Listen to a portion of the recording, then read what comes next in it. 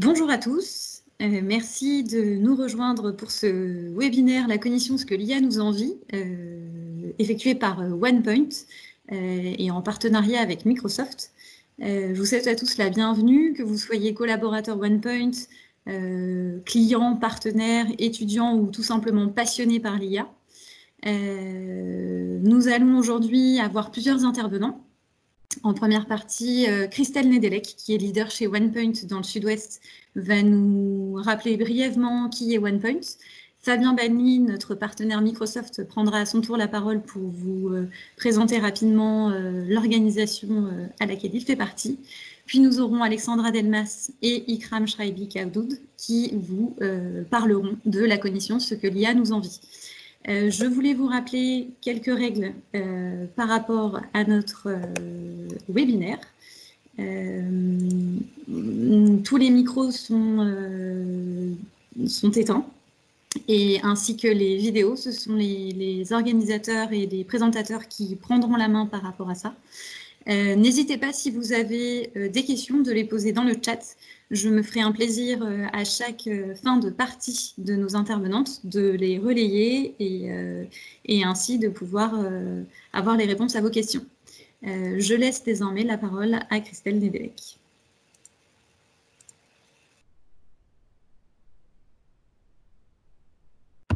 Bonjour à tous, je suis particulièrement ravie d'être avec vous ce soir pour ce webinaire passionnant.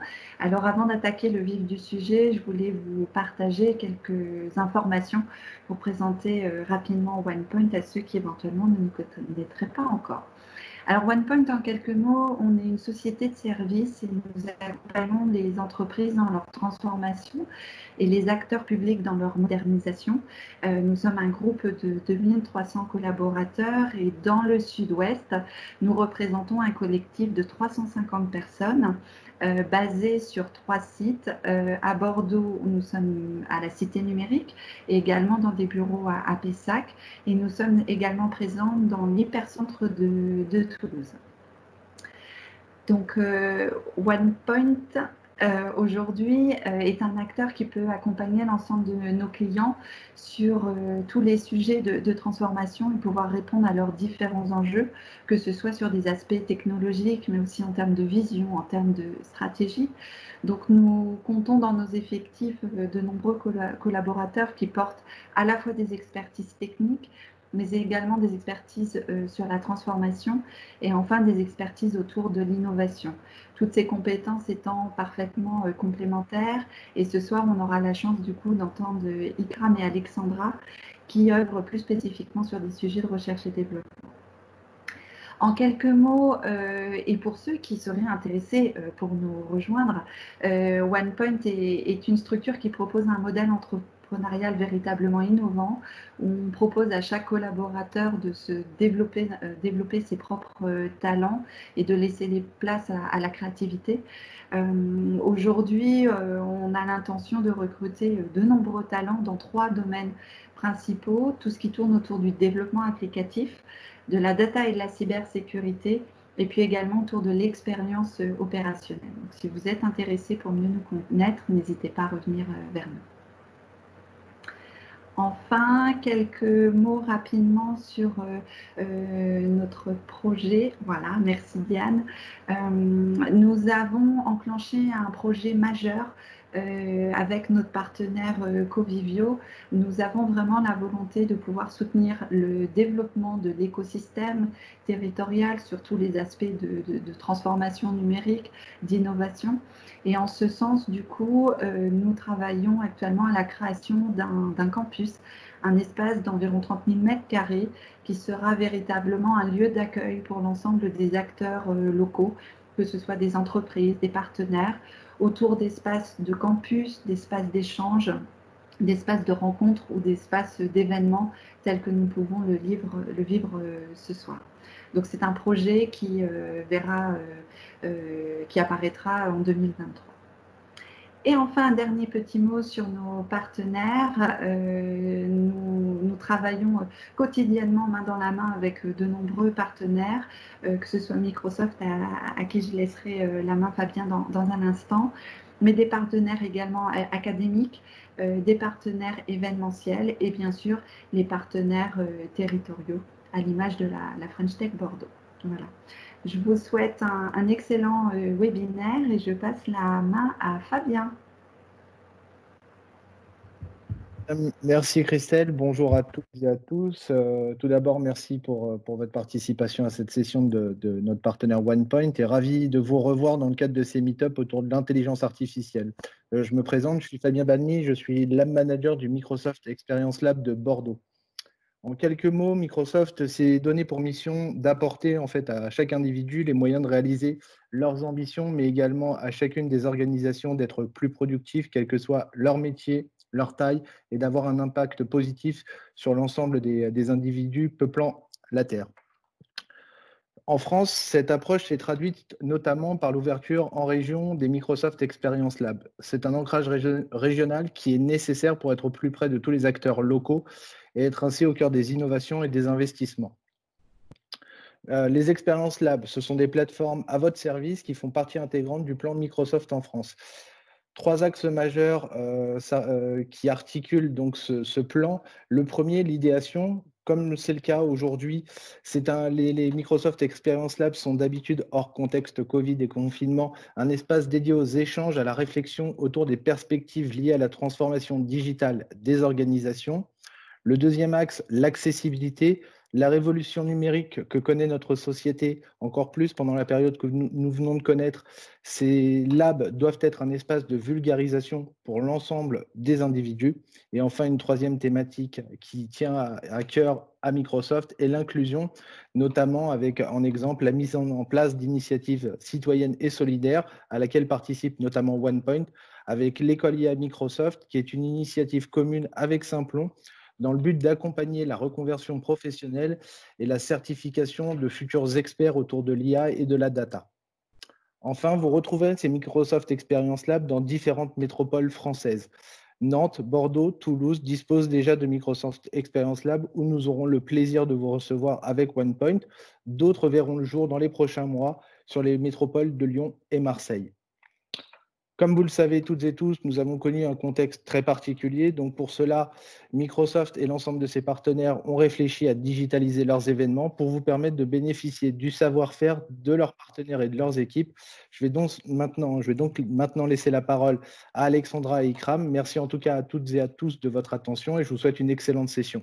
Diane, Alexandra, Ikram, je vous laisse la parole. Merci beaucoup. Merci Fabien et merci Christelle. N'hésitez pas à réagir avec le hashtag OnePoint Sud-Ouest et pour alimenter un petit peu ce webinaire en fonction de vos réactions. N'hésitez pas. Nous nous ferons un plaisir d'y répondre. Et désormais, j'aimerais vous présenter nos 2 intervenantes, Alexandra Delmas et Ikram Shraibikadoud, qui vont désormais entrer dans le vif du sujet sur ce webinaire. Merci à tous et n'hésitez pas à poser vos questions dans le chat et je les relayerai auprès de nos intervenantes.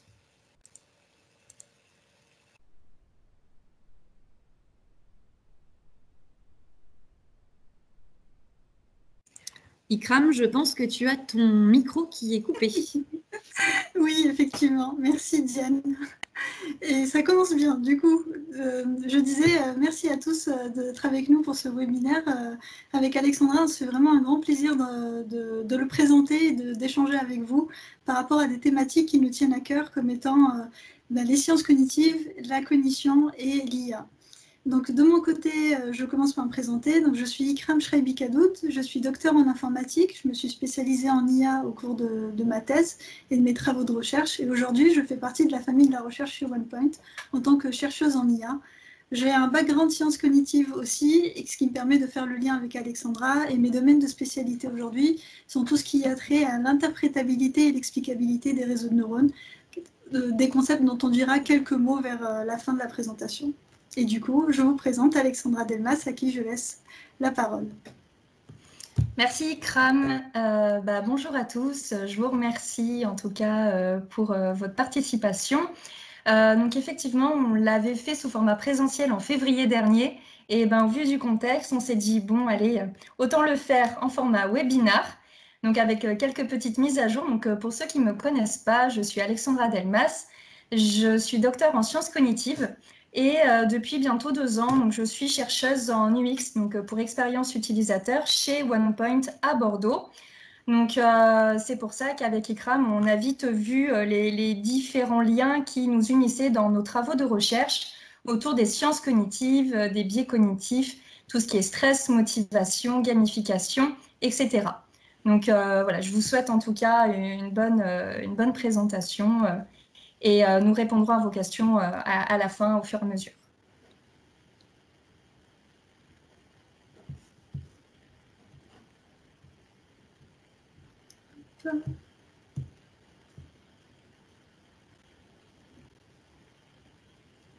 Donc pour commencer, nous avons aujourd'hui le but de vous expliquer en fait ce que la cognition et donc la notion derrière les cognitions, tout ce qui est neurosciences computationnelles, tout ce qui est inspiration du biologique, sert concrètement en IA. On a un prisme IA qui est très bio-inspiré, qui est très cognitivo-inspiré. On veut vraiment s'inspirer de l'humain afin tout simplement de mieux répondre à ses objectifs. Donc c'est ce qu'on va essayer de vous définir ensemble avec Alexandra aujourd'hui et de vous présenter notre point de vue sur la question. Pour commencer, par rapport à tout ça, pourquoi aujourd'hui on veut faire de l'IA inspirée de l'humain? Donc pour cela, je vous propose plutôt de commencer par une vidéo.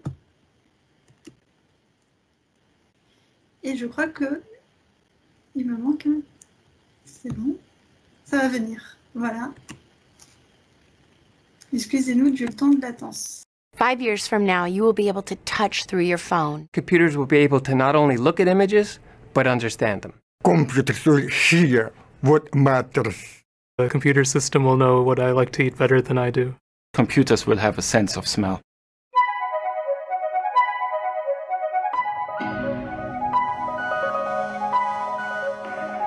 With all due respect to current technology, our computers today are just large calculators. They calculate very fast, and they calculate lots and lots of data, but they really don't think. So I think that cognitive computing is in its simplest form. How do we get computers to behave and think and interact the way humans do? If a cognitive computer can experience its environment, by definition, it can act upon it to improve it. And that's a unique capability compared to what we have today. In today's world, we always provide imperfect answers because we don't have all the information. What cognitive systems will allow us to do is to be able to collect that information from what is seen, from what is heard, from what is felt, and use that information to provide a more accurate answer to the problem at hand.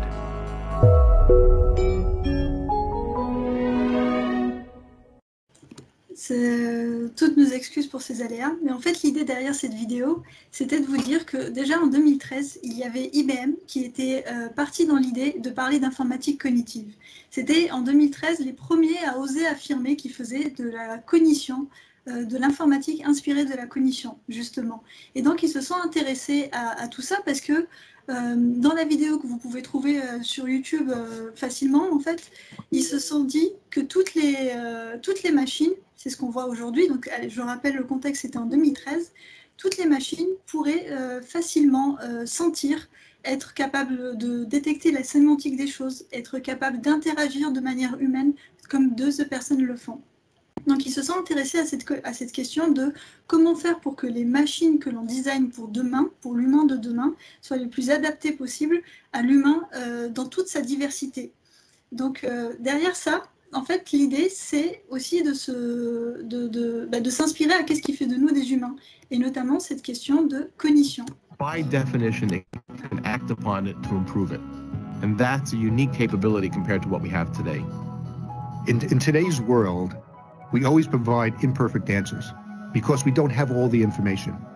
What cognitive systems will allow us to do is to be able to collect that information from what is seen, from what is heard, from what is felt, and use that information to provide a more accurate answer to the problem at hand.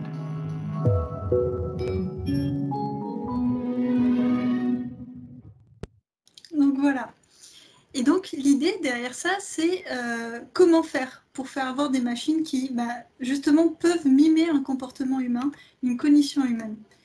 Mais c'est s'inspirer du cerveau humain. Et pourquoi cela? Parce que justement, le cerveau, on considère aujourd'hui que c'est l'une des machines les plus puissantes pour le traitement de l'information. On considère aujourd'hui que l'on a, d'après les derniers chiffres que j'ai trouvés dans la littérature, environ 100 milliards de neurones. Chaque neurone a une puissance de calcul à lui tout seul, donc c'est vraiment énorme. En termes de connexion, puisque les neurones biologiques sont connectés entre eux et que, en fait, nous n'avons pas des structures cérébrales qui fonctionnent toutes seules, mais nous avons un ensemble de structures cérébrales, un ensemble de fonctions mnésiques qui vont fonctionner en synergie. En fait, dans notre petite tête, au final, on a toute une équipe qui travaille ensemble pour faire de nous ce que nous sommes. Et donc, on estime aujourd'hui que les connexions entre les réseaux sont 10 puissance 14 à 10 puissance 15, ce qui est énorme en termes de puissance, en termes de connexion, justement. L'idée derrière aussi, c'est de se dire que le cerveau, soyons honnêtes, c'est une structure qui est très complexe. Et de ce fait, c'est aussi un réseau doté d'une grande complexité. Tous ceux qui se sont déjà intéressés à mettre en place une grande base de données, une grande architecture, ce type de choses, savent que dans le domaine de l'informatique, c'est une question à part entière. On a des experts qui sont des architectes dans ce métier, justement. Et lorsqu'on commence à s'intéresser au réseau dans le cerveau, c'est pareil. Il y a vraiment une grande complexité et on a besoin du coup des experts du cerveau pour cela. Et puis, dernier point, je le disais un peu plus tôt, le cerveau humain, il traite des informations très complexes, mais en un temps record. Les personnes qui regardent le webinaire, là, tous ensemble, vous êtes à la fois capable de regarder une information visuelle, d'y attribuer une sémantique. Vous m'écoutez aussi, donc vous traitez aussi une information auditive que vous décortiquez. Donc chaque mot a une sémantique, vous la mettez en contexte.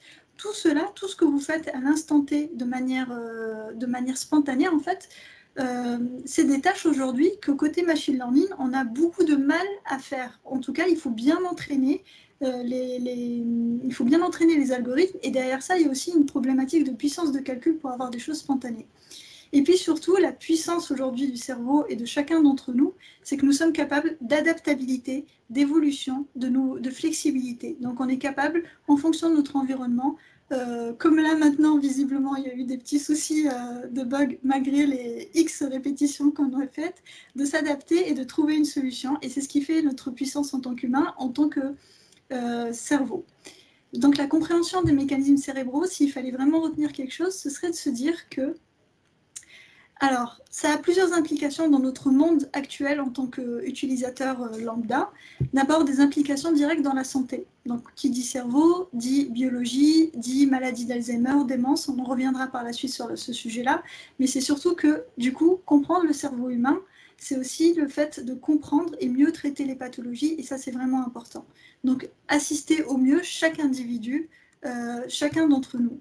Et puis, d'un point de vue plus informatique, en fait, l'étude du cerveau humain a des implications directes au niveau technologique. Pourquoi cela? Parce que justement, on va s'intéresser à la construction de machines qui sont capables de traiter l'information de façon intelligente, telles que le traitement d'informations du monde réel, les scènes visuelles, auditives. C'est ce que je vous disais un peu plus tôt. Nous sommes tous intelligents, nous avons différents types d'intelligence et l'idée, ce serait de créer des machines qui font ce type de choses.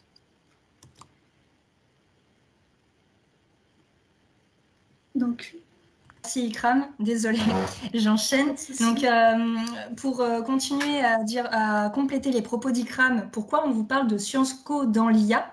En fait, aujourd'hui, on souhaite avoir des IA qui sont toujours plus performantes, adaptables, adaptées, flexibles, évolutives et bien d'autres encore. Donc, l'IA, c'est un grand terme où on a plein de rêves, de craintes qu'on peut mettre à l'intérieur. Mais actuellement, la machine la plus puissante qui peut faire tout cela reste encore notre cerveau. Donc, pour cela, il nous semblait important quand même de vous partager les différents prismes que l'on doit considérer chez l'humain pour répondre à ces enjeux. Tout d'abord, du point de vue biologique, grâce aux neurosciences computationnelles que Ikram va vous détailler juste après. Ensuite, au niveau cognitif, donc qui consiste à tout notre raisonnement, Donc, ça sera plus ma partie dans un second temps. Et enfin, bien sûr, au niveau informatique avec la robotique et le machine learning. Donc maintenant, je laisse la parole à Ikram qui va vous parler des neurosciences computationnelles.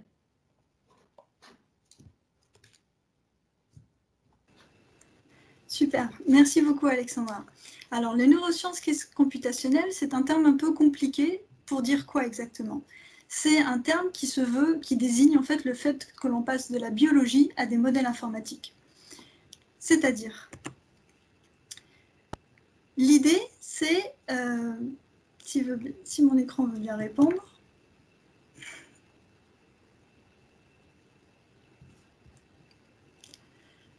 l'idée, c'est un champ de recherche. Donc, c'est ce que je disais un peu plus tôt, en fait. C'est un champ de recherche qui se veut à la jonction des neurosciences et de la modélisation informatique.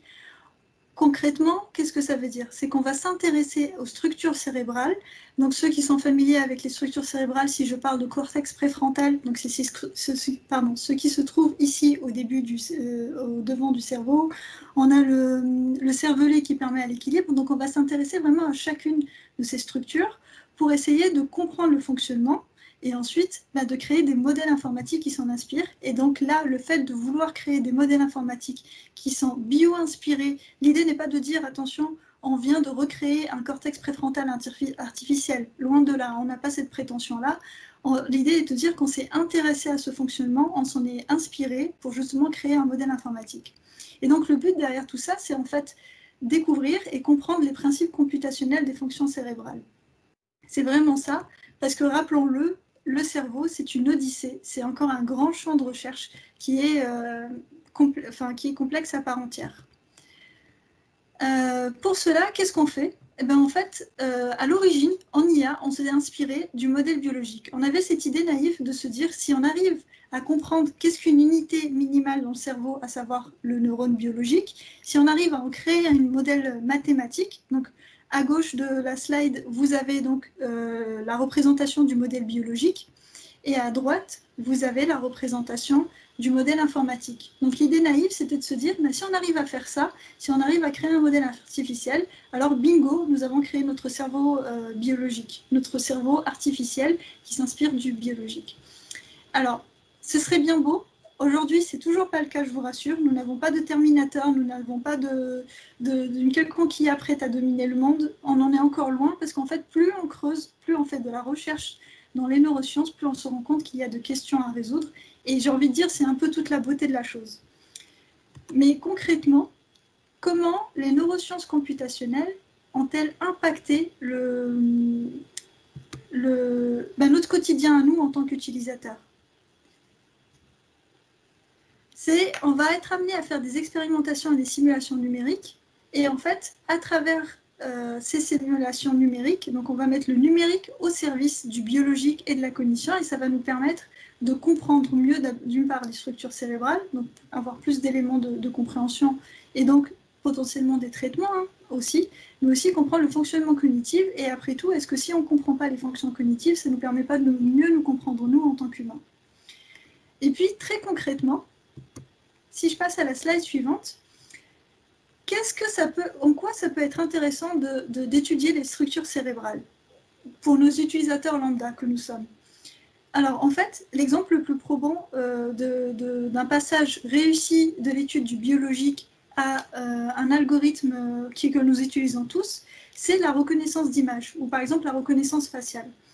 Il y a des chercheurs qui se sont intéressés à l'étude du cortex visuel. Et en fait, au passage de l'information depuis la rétine jusque dans les différentes structures cérébrales, afin justement de voir comment a été traitée l'information. Ils se sont rendus compte que l'information passait par une succession de couches. Donc on parle de couches profondes. Et grâce à ça, donc je fais une version longue en version courte, une histoire longue en version courte, on a eu le design de ce qu'on appelle les CNN, les Convolutional Neural Network, qui sont aujourd'hui l'un des algorithmes les plus utilisés, si ce n'est le plus utilisé, pour faire de la reconnaissance d'images et notamment de la classification. Par exemple, aujourd'hui, on arrive non seulement à classer avec des degrés de performance très élevés des chats, des chiens, mais on peut aussi faire de la reconnaissance faciale, reconnaître un individu, détailler toute une scène en disant il y a un arbre, il y a une voiture, il y a un chien, voilà. Et ça, ce sont un impact direct. C'est un exemple très concret, les CNN, d'un algorithme qui est issu purement de la recherche biologique à l'origine avec cette inspiration-là.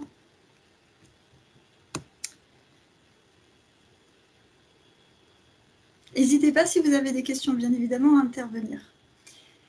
Derrière cet exemple de CNN, donc cet exemple d'inspiration biologique qui a eu un impact concret sur notre vie, comment ça se passe concrètement les neurosciences computationnelles? Les neurosciences computationnelles, telles que moi je les pratiquais et telles qu'on le fait côté recherche, c'est de version très... Donc ici, c'est une version vraiment très simplifiée. C'est le fait d'aller s'inspirer, de regarder pour une problématique particulière, donc une hypothèse, quelle est la bibliographie qui existe en neurosciences. Quand je parle de bibliographie, en fait, ce sont toutes les études qui ont été menées autour d'un sujet. Par exemple, je m'intéresse à comment, en tant qu'individu, fonctionne ma mémoire épisodique. C'est la mémoire des moments importants de la vie quotidienne, notamment, par exemple, là, maintenant, tout de suite, lorsqu'on a un petit pic de stress et que cet épisode que présentait mon premier webinaire va rester dans ma mémoire pendant très longtemps. Donc, je vais m'intéresser à la bibliographie dans ce domaine-là. Quels sont les chercheurs qui se sont posés des questions? Comment ils ont abordé le concept? Donc, on parle de bibliographie, faire un état de l'art. Il y a aussi d'autres données qui peuvent venir alimenter mon raisonnement. Ma réflexion, c'est les expérimentations biologiques. Il y a des gens qui se sont intéressés très concrètement à comment se passe au niveau biologique l'enregistrement d'un souvenir dans la mémoire épisodique, pour reprendre cet exemple-là. L'idée derrière, c'est que toutes ces informations-là vont venir alimenter ma réflexion à moi en tant que chercheuse en informatique. Ça va me permettre de concevoir un modèle, en tout cas, d'essayer de concevoir, de formaliser tout ce que j'ai compris autour d'un modèle informatique bien particulier. Et puis ensuite, je vais lancer des simulations. Ces simulations, en fait, c'est un processus itératif. C'est pas du one-shot. Je n'arriverai pas forcément... Enfin, dans l'absolu, on espère tous trouver la bonne solution d'un coup, mais dans la réalité, ça ne se passe pas du tout comme ça. Je vais faire par réitération. Je vais essayer de créer le modèle qui va me fournir les meilleurs résultats en termes de simulation numérique. Tout ça, non pas pour le garder pour moi toute seule, mais en fait pour le soumettre et le discuter donc de mon modèle et des résultats de sa simulation avec des experts du domaine, des biologistes, des neuroscientifiques, des médecins, des gens qui s'intéressent à l'hypothèse que je suis en train d'étudier et que je souhaite creuser. Pourquoi tout cela? Parce que d'une part, c'est par l'émulation. Donc en fait, un chercheur ne travaille jamais seul. On est vraiment toujours déjà accompagné d'une communauté de chercheurs. On travaille toujours dans un domaine avec des experts. Et c'est grâce à ça et c'est par l'émulation et l'échange tous ensemble qu'on va voir apparaître d'une part l'émergence de nouvelles pistes de recherche. En fait, les meilleures idées souvent ne viennent pas de nos domaines à nous, ça vient de domaines du voisin, de personnes qui travaillent sur d'autres choses comme les neurosciences des plantes et tout d'un coup on va se dire pourquoi ne pas tester ce concept chez nous. Mais ça peut aussi aboutir à l'amélioration d'un modèle informatique existant, je vous parlais de CNN juste avant, ou alors carrément la conception d'un nouveau modèle informatique qui s'inspire justement de la cognition. Et l'idée derrière tout ça, c'est d'une part faire des publications scientifiques, parce que c'est à travers les publications scientifiques que l'on diffuse le savoir et qu'on permet justement de montrer, de partager au plus grand nombre nos résultats et nos travaux. En plus, les publications scientifiques pour être publiées sont validées par nos pairs, donc ça apporte un tampon supplémentaire qui dit que ce qu'on fait comme travail, il a été reconnu par d'autres experts du domaine comme étant scientifiquement plausible et rigoureux. Mais en plus de tout ça, ça permet également de proposer à la communauté informatique, à la communauté IA, un nouvel algorithme d'IA. Et donc de pouvoir ajouter à la base de connaissances globales dédiées au LIA de nouveaux algorithmes et de nouveaux concepts. Et tout ça, bien sûr, ça reste un processus itératif parce que ça va venir à nouveau alimenter la recherche en neurosciences computationnelles. Mais ce que je vous présente là, vous l'avez deviné, en fait, c'est valable pour tous les domaines de recherche. Et ça se passe exactement comme ça. Et donc, pour refaire un petit focus sur les neurosciences computationnelles, donc l'étude du fonctionnement du cerveau, soyons honnêtes, c'est une odyssée à part entière. C'est ce qui rend les choses encore plus excitantes parce que plus on découvre de choses, plus on sait qu'on réalise qu'on ne sait pas tout et qu'on doit aller plus loin. C'est aussi, comme je vous disais un peu plus tôt, en fait, c'est un domaine où on a les neurosciences théoriques, l'expérimental, mais aussi les neurosciences computationnelles qui fonctionnent ensemble de façon synergique. Et on ne peut pas faire des neurosciences computationnelles tout seul, isolé dans son coin. C'est un domaine qui combine des spécialistes d'horizons différents. On a besoin de chercheurs, de médecins, d'informaticiens, on a besoin de développeurs, on a besoin de biologistes, de physiciens, de mathématiciens, d'ingénieurs. En gros, on a besoin de tout le monde pour essayer de comprendre ce qui nous unit tous, donc le cerveau humain. Et la difficulté, s'il faut en souligner une, c'est que tout le monde doit apprendre à parler le même langage. Mais après tout, c'est un challenge supplémentaire et ça apporte un peu de piquant en plus à la recherche. Et donc maintenant que je vous ai parlé de cerveau humain et de neurosciences computationnelles, la question dans tout ça, c'est l'IA. Comment ça se positionne? Alors l'IA, si on devait résumer et retenir une chose sur les neurosciences computationnelles, on pourrait dire que c'est une source d'inspiration inépuisable pour la création de nouveaux algorithmes intelligents et l'amélioration de ceux existants. On est toujours dans une optique d'améliorer ce que l'on a pour aller plus loin. Et aussi, si ma flèche veut bien apparaître, l'élaboration de nouvelles architectures intelligentes s'inspirant de l'agencement humain. L'idée derrière, en fait, c'est qu'aujourd'hui, on parle de plus en plus d'architecture cognitive. On va s'intéresser à non plus faire un réseau de neurones, donc un algorithme de machine learning qui fonctionne tout seul très bien et qui s'en sort très bien. On va chercher en fait à mimer ce qu'on fait nous quotidiennement, à savoir avoir plusieurs réseaux de neurones qui travaillent ensemble et qui vont s'interfacer ensemble pour donner un comportement plus complexe. Et c'est ce qui fait qu'on parle d'architecture intelligente et qu'on va aller vers des choses de plus en plus complexes, des agents autonomes. Et donc maintenant qu'on a parlé de neurosciences computationnelles, la question c'est, après le niveau cérébral, qu'est-ce qui vient ensuite? Et bien, c'est la cognition. Et du coup, je passe la parole à Alexandra. Merci Kram pour cette belle partie. Donc voilà, c'est assez dense. Déjà, peut-être pour cette première partie, est-ce que vous avez déjà des questions? Diane, est-ce que tu vois les questions? Moi, je ne vois pas les commentaires qui ont été posés par chat. S'il y a eu des remarques ou des questions. Pour l'instant, pas de questions, mais je suis sûre que ça ne va pas tarder. Ça marche. Merci beaucoup. Super. Donc, concernant le côté cognition, modélisation et prisme cognitif. Donc, on en entend de plus en plus parler, mais voilà, c'est un concept où on ne sait pas trop comment le définir. Donc, voilà, je vais vous donner un cadre un peu formalisé. Tout d'abord, la première chose qu'il faut savoir, c'est que les sciences cognitives, c'est une science de sciences. En fait, elle constitue une discipline scientifique ayant pour objet la description, l'explication et la simulation des mécanismes de la pensée humaine, animale ou artificielle. Plus généralement, c'est par rapport à tout système complexe de traitement de l'information qui va être capable d'acquérir, de conserver, d'utiliser, de transmettre donc toute cette notion de connaissance. Donc connaissance, on va voir exactement qu'il y a différents prismes de connaissance, justement. Parce que ça vient du latin cognitio, qui veut dire connaissance, donc d'où sciences cognitives.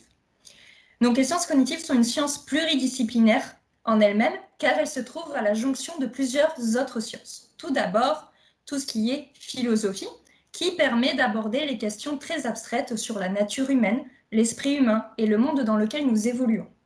Ensuite, la linguistique, qui étudie le langage, son émergence, ainsi que l'impact qu'il a sur les humains. L'anthropologie, qui aborde la question de l'humain sous tous ses aspects, le développement des civilisations. Les neurosciences, on fait souvent l'amalgame entre neurosciences et sciences cognitives. Pourtant, les neurosciences, en fait, font partie des sciences cognitives. Elles traitent, en fait, de la question du développement cérébral, du système nerveux et de son fonctionnement biologique, d'où le terme neurosciences computationnelles, comme l'a décrit Ikram jusqu'à présent. La psychologie, bien entendu, qui s'intéresse aux processus mentaux, aux faits psychiques et aux états psychologiques. Et enfin, d'où le webinaire de ce soir, l'informatique, bien sûr, qui permet de simuler artificiellement le fonctionnement cognitif et ou biologique du cerveau. On parle alors de modélisation. Le but des sciences cognitives est donc de décrire, spécifier et expliquer, puis bien sûr simuler les processus cognitifs. En fait, cela correspond à l'ensemble des processus d'acquisition, de traitement et d'utilisation d'informations. Alors ça paraît certes un concept un peu barbare, pour autant, on va voir que nous utilisons des processus cognitifs au quotidien. En effet, les sciences cognitives vont alors opposer sur l'étude et la modélisation de phénomènes tels que la mémoire pour enregistrer les expériences, l'attention pour appréhender les informations, les fonctions visio-spatiales pour évoluer dans notre environnement, le langage, bien sûr, pour communiquer, comme on a vu avec la linguistique, et puis, bien sûr, les fonctions exécutives pour faire face aux situations complexes. C'est notamment sur ce dernier point, les fonctions exécutives, que je vais faire le focus, je vais vous les décrire juste après, car vous allez voir à quel point ils sont importants à considérer dans la mise en place d'IA performantes. Alors, les fonctions exécutives, qu'est-ce que c'est? On dit souvent que les fonctions exécutives sont le chef d'orchestre du cerveau humain. En effet, on les considère comme responsables de la régulation et du contrôle de tout ce qui est action et comportement. En effet, lorsque nous recherchons une solution pour un problème donné, on va d'abord devoir analyser le problème, élaborer des stratégies et des scénarios, et en fait, on va devoir prendre une ou plusieurs décisions. Donc, c'est tout ce qui consiste la prise de décision. Du coup, elles vont gérer de façon volontaire tout ce qui est production motrice, faire un mouvement physique en particulier, et intellectuel comme l'élaboration de la pensée. Elles dépendent évidemment du vécu et de l'expérience de chacun, car comme on va le voir plus tard, donc ces fonctions vont intervenir notamment lorsqu'on va être confronté à des situations nouvelles. Donc des situations comme une voiture en panne, aller dans un lieu inconnu, je suis sûre que des situations nouvelles, vous en rencontrez beaucoup plus que vous ne le pensez. Donc c'est avec toutes ces situations nouvelles que vous allez faire intervenir vos fonctions exécutives. Dans ce qui va suivre, vous allez voir à quel point elles sont essentielles au quotidien. On va détailler les 4 principales fonctions exécutives qui existent. Donc tout ce qui va être inhibition, les capacités d'attention sélective, la flexibilité et puis bien sûr la planification. Pour le premier, qui consiste en l'inhibition, en fait c'est une fonction exécutive qui consiste à réaliser un changement interne qui va freiner ou empêcher en fait tout ce qui est comportement impulsif, c'est-à-dire la production de réponses automatiques qui sont inappropriées dans un contexte spécifique. Si l'inhibition en fait permet tout d'abord un comportement social adapté par rapport à notre environnement, elle est également sollicitée au niveau de la mémoire. On va alors avoir des inhibitions mnésiques en termes d'inhibition d'évitement. En fait, c'est tout ce qui va empêcher les informations non pertinentes de nous perturber dans notre tâche. Par exemple, écouter et tenir une conversation, même si on entend de façon distincte une autre conversation proche de nous. Donc on essaie, pourtant on veut être partout, mais non, c'est compliqué, on doit quand même faire appel, si on veut être complètement focus sur la conversation en cours, faire appel à notre capacité d'inhibition. Ensuite, on va avoir des capacités d'inhibition en termes de mise à jour, car elles vont consister en fait à supprimer les informations initialement en mémoire de travail. Alors la mémoire de travail, c'est une forme de mémoire à court terme qui va en fait permettre de stocker des informations pendant quelques secondes. Par exemple, un serveur, pour chaque nouvelle commande, il a tout intérêt à mettre à jour sa liste de commandes en cours. Donc, il va faire appel à sa capacité d'inhibition. Elles sont bien sûr essentielles dans la vie quotidienne. Un test pour évaluer justement cette capacité d'inhibition chez les enfants, en tout cas, s'appelle le test de Marshmallow. En fait, c'est un test classique en psychologie qui permet d'évaluer la capacité d'inhibition chez les enfants. L'expérience que je vais vous montrer est la suivante. Un adulte offre un marshmallow à un enfant, puis lui promet donc un second marshmallow s'il arrive à ne pas le manger jusqu'à son retour. Donc là, il va devoir faire appel à son inhibition pour ne pas avoir envie de le manger de suite. Et en fait, on va observer comment il se comporte lorsqu'ils sont laissés seuls dans une pièce avec le fameux marshmallow pendant 15 minutes. Okay, sit in that chair. All right, here's the deal. Marshmallow for you. You can either wait, and I'll give you another one if you wait, or you can eat it now. When I come back, I'll give you another one, so then you'll have two. But stay in here and stay in the chair till I come back, okay? All right.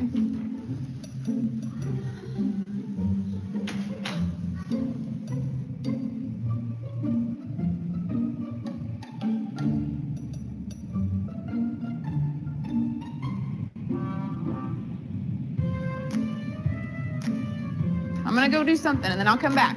It smells yummy.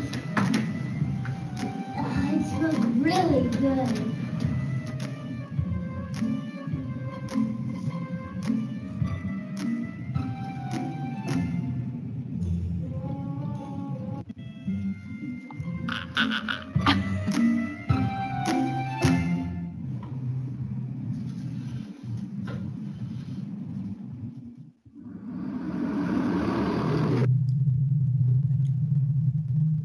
Voilà, donc on peut voir à quel point les capacités d'inhibition des enfants peuvent être vraiment mis à rude épreuve. Et qu'en est-il des adultes? Chez les adultes, donc un test en neuropsychologie s'appelle, donc je ne vais pas vous le dire tout de suite parce que ça peut en biaiser certains, on a un test en psychologie qui va évaluer notre degré d'inhibition qui est le suivant. Ikram, est-ce que tu peux allumer ta caméra et ton micro et faire la petite expérimentation avec moi, s'il te plaît? Volontiers. Alors, pour celui-là, est-ce que tu peux me décrire, en tout cas sur les 2 premières lignes, de quelle couleur sont écrits les mots que tu vois? Alors, de quelle couleur sont écrits les mots? Ceux qui me connaissent savent que je suis un très mauvais cobaye. Je préviens tout de suite. Alors, de quelle couleur? Rouge, bleu, vert, jaune, bleu, vert, jaune, rouge, bleu, rouge, vert, jaune. Super, merci. Est-ce que tu peux me refaire le même exercice pour cette partie-là, pour les 2 premières lignes? De quelle couleur sont écrits les mots? Alors, la couleur bleu, jaune, rouge, bleu, vert, bleu, vert, bleu, jaune. J'ai envie de dire rouge, mais non, c'est bleu. Mais... Et jaune et rouge. Voilà. Super, merci Ikram pour avoir participé en tant que cobaye. Vous l'aurez deviné, donc on va mettre beaucoup plus de temps à dire la réponse sur cette partie que sur la précédente. En fait, ce que vous avez vu, c'est tout simplement ce qu'on appelle l'effet Stroop. L'effet Stroop, qu'est-ce que c'est? En fait, ça consiste, c'est tout ce qui est délai pour devoir filtrer l'information qui est non pertinente. On parlait tout à l'heure d'inhibition, justement, en tout cas, mnésique, qui va être vraiment de rester focus sur ce qui nous intéresse et d'essayer d'inhiber tout le reste.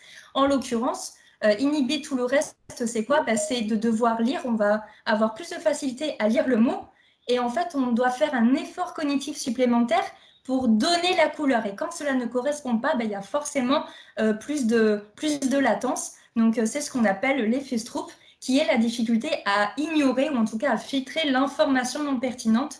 Donc, ça se traduit en fait par un ralentissement du temps de réaction et d'une augmentation en fait du pourcentage d'erreurs. Donc, vous pouvez vous amuser à refaire le petit test pour voir à quel point vous avez une bonne capacité d'inhibition ou non. Deuxième fonction exécutive qui est l'attention sélective. Donc, c'est une des plus connues. Avant d'en donner une définition, je vais vous demander de regarder la vidéo qui va suivre, qui est la commande de Géraldine. Donc, regardez-la attentivement. Alors, menu Rewind. Pardon, Alain? Oui. Désolé, je m'excuse. J'ai un trou là, je ne sais pas si... De quoi? Je ne sais pas si on met sur le pain d'abord le steak, après la salade, ou si c'est l'inverse. D'accord, vous mettez salade, enfin pain, salade, pour Ouais. protéger la viande, Ouais. et ensuite vous mettez le reste. Donc ça veut dire pain, salade pour protéger la viande, et quoi, cheese, tomate, dans quel... Comme on est un peu en plein menu. Je là. suis en plein menu aussi, Alain. On vient de me commander 3 cheese, 2 sundae, une boisson, ça va pas se faire tout seul. D'accord, pardon. Donc, pain, Ouais. salade, viande, cheese. Après, vous mettez tomate ou salade Les tomates. et repas. Voilà. Parce que là, les tomates, elles sont fatiguées. Je peux aller dans le jardin potager pour aller en chercher des... Bien sûr, je C'est vous en vrai? prie. Oui, il n'y a Merci. pas de problème. Pardon. Si vous pouvez me rapporter aussi juste des pois gourmands Ouais. et une gousse d'ail. Je voulais me faire une petite poêlée ce soir. Pois gourmand, gousse d'ail, tomate, super, pas de Merci. problème. Et pardon, si vous pouvez juste également m'emporter ces faux gâteaux dans la fausse cuisine. Oh là, mais quel maladroit vous faites. Alors donc, je mets les faux gâteaux dans la fausse cuisine, Alain? Dans le faux frigidaire, tout à fait. Donc pas dans la fausse buanderie? Pas dans la fausse buanderie, dans le faux frigidaire, afin qu'il reste faussement au frais. D'accord. Voilà. Ok, très bien. Merci, à tout à l'heure. Je vous en prie. Merci, Géraldine. Donc.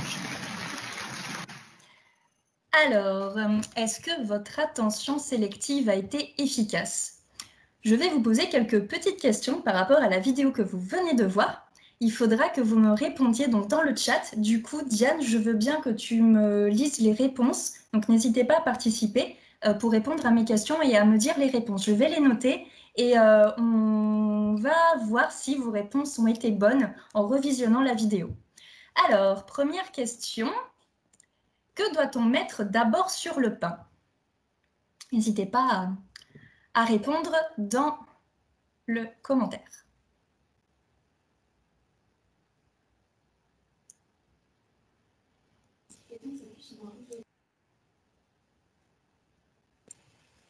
Alors, Alexandra, nous avons bon nombre de réponses. Pas mal de salades.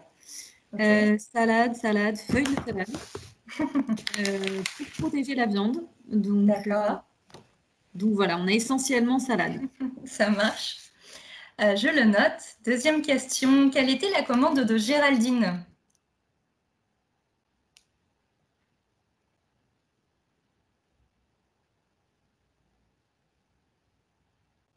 Plus difficile.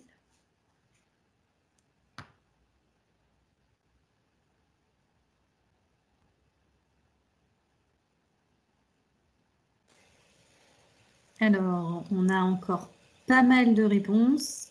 On a 3 cheese et un sundae. 3 cheese, 2 sundae, une boisson. Ou alors 3 cheese et 2 sundae. Milkshake. 1 sundae et 3 cheese.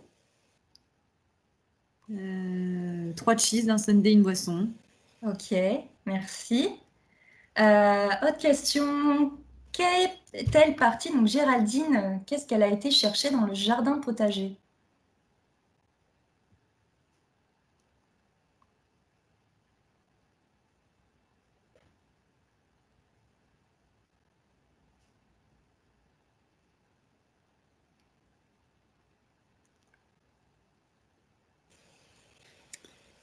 Alors, merci de participer. Nous avons tomate, tout seul. Ouais. Tomate, pois et ail. Tomate, pois gourmand et un peu d'ail. Voilà. Pois gourmand, tomate et gousse d'ail. Ok. Tomate plus plus. Des éléphants. Ah. Tomate pour elle. Bois cassé. Voilà. Ok, merci. Donc, dernière question. Vrai ou faux, un cheval est-il passé en cuisine?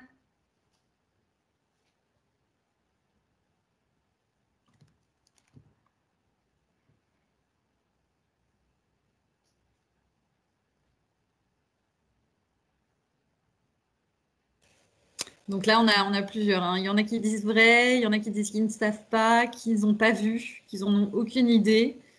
Moi, personnellement, je ne l'avais pas vu. Ok. On va vérifier tout ça. Donc, je vais remettre à 0 la vidéo et on va vérifier tout ça. Alors, menu rewind. Pardon, Alain? Oui. Désolé, je m'excuse. J'ai un trou là, je ne sais pas si... De quoi? Je sais pas si on met sur le pain d'abord le steak, après la salade, ou si c'est l'inverse. D'accord, vous mettez salade, enfin pain, salade pour Ouais. protéger la viande, Ouais. et ensuite vous mettez le reste. Donc ça veut dire pain, salade pour protéger la viande, et quoi, cheese, tomate, quoi. Donc, salade, on est d'accord. Comme on est un peu en plein menu. Je là. suis en plein menu aussi, Alain. On vient de me commander 3 cheese, 2 sundae, une boisson, ça va pas se faire tout seul. 3 cheese, 2 sundae, une boisson. Bravo pour tous ceux qui avaient trouvé jusqu'à présent. D'accord, pardon. Donc pain, ouais. salade, ouais. Viande, cheese. Après, vous mettez tomate ou salade et repas.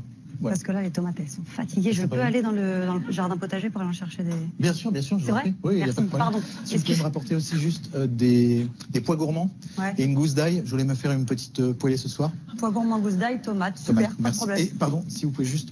Pois gourmands, gousse d'ail, tomate. Bravo. Également, m'emporter ces faux gâteaux dans la fausse cuisine.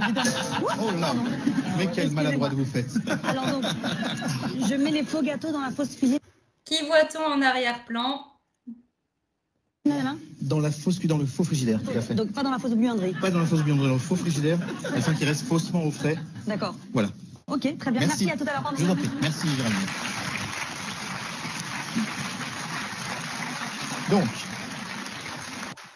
Donc, c'était vrai. Donc, bravo à tous ceux qui avaient tout trouvé. Mais le plus important, bien sûr, c'était le cheval. Donc, vous l'aurez deviné, l'attention sélective, en fait, vous l'avez bien, en tout cas, optimisé pour ceux qui n'avaient pas vu le cheval, car il consiste, en fait, à porter son attention sur l'information pertinente, donc vous restiez focus sur Géraldine et Alain, et de ne pas se laisser distraire par des informations non pertinentes comme le cheval. Donc pour ceux qui ont vu le cheval, c'était peut-être un petit peu plus distrait. C'est donc la capacité de se focaliser, de se centrer sur un seul point et d'en ignorer les autres. Non seulement elle va être nécessaire pour pouvoir atteindre un objectif, mais en plus, c'est grâce à l'attention sélective que l'on va pouvoir mettre en place de l'apprentissage explicite. Troisième fonction exécutive, qui est la flexibilité cognitive. En fait, il s'agit de la capacité, comme son nom l'indique bien sûr, à s'adapter selon les situations rencontrées dans un environnement spécifique. Dans le cadre d'une nouvelle situation, par contre, donc non apprise, une adaptation doit s'opérer afin d'évaluer à quel point nos hypothèses, donc initialement anticipées, peuvent répondre à cette fameuse situation nouvelle. Cette capacité va être déclenchée de deux façons. Soit via une réponse réactive, avec justement le fait de déplacer son attention d'un stimulus externe à un autre, comme par exemple regarder un débat où notre flexibilité va être vraiment mise à rude épreuve. Et deuxième façon de réponse, avec une réponse spontanée, notamment lorsque on a une question simple et on doit répondre via la production d'un flux d'idées, comme par exemple écrire une dissertation. Donc le fait d'avoir des idées qui se mêlent, qui s'entremêlent, donc on a besoin vraiment de solliciter notre flexibilité cognitive. Un petit test en neuropsychologie justement pour étudier ce qui est flexibilité cognitive, on appelle le tray-making test. Ikram, est-ce que tu peux remettre ta caméra et ton micro et refaire le petit exercice avec moi s'il te plaît? J'aime bien trouver des cobayes. En présentiel, j'aurais mis quelqu'un dans le public, mais bon, voilà, on essaie de faire comme on peut. Est-ce que tu peux relier les points de 1 à 8 comme tu le faisais petite avec le curseur, s'il te plaît? D'accord, 1 à 8. Donc 1, 2, 3, 4, 5, 6, 7 et 8. Ok, merci. Et est-ce que tu peux me refaire le même exercice en alternant avec les lettres? Par exemple, donc relier 1A, puis 2B, 3C, 4D, etc. Oui, oui, complètement. Alors, j'ai le 1 déjà. 1A, 2B, je crois. 3, C. 4, alors 4 ABC, D, 4D. Merci, on va s'arrêter là. Du coup, voilà, comme vous l'avez compris, merci, après je te laisse tranquille, c'est bon. Merci beaucoup pour ta participation. Donc comme vous l'aurez deviné, donc, la deuxième partie était quand même un peu plus difficile que la première, en tout cas le temps était plus long, parce qu'on a sollicité notre flexibilité cognitive, notamment en alternant les chiffres et les lettres qui étaient quand même plus difficiles. Donc c'est grâce à ça, en regardant le temps de latence entre la première étape et la deuxième étape, qu'on peut voir justement le degré de flexibilité cognitive que l'on sollicite. Dernière fonction exécutive, donc la planification, donc c'est la dernière. Elle est, comme son nom l'indique, en fait, elle permet d'organiser une série d'actions en une séquence optimale pour atteindre un objectif donné. Donc, grâce à un bon niveau de planification, cela permet d'avoir une bonne estimation du temps et la durée des actions à planifier pour atteindre un objectif, et de savoir, bien sûr, anticiper et se projeter dans le temps.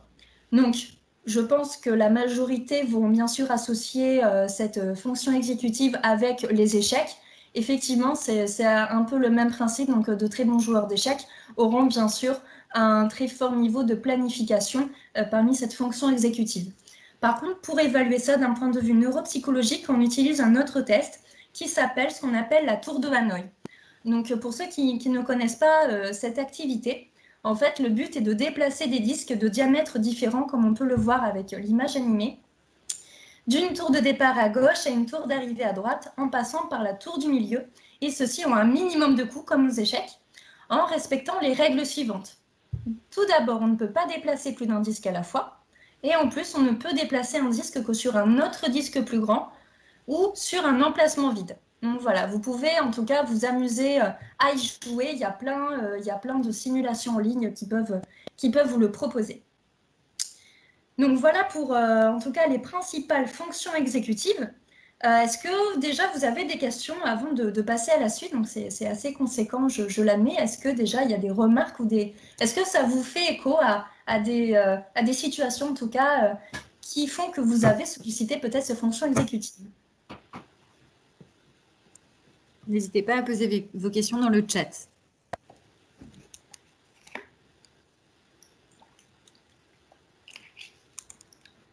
Eh bien, écoute Alexandra, j'ai l'impression qu'à ce stade, il n'y a pas de questions. Super, bon, c'est-à-dire c'est hyper fluide, tant mieux. Donc après, voilà, vous avoir un peu listé ces 4 fonctions exécutives. En fait, la question maintenant, c'est de vous montrer comment on a pu les identifier, ces fonctions exécutives, comment on a pu les trouver. Laissez-moi pour cela vous raconter l'histoire de Phineas Gage.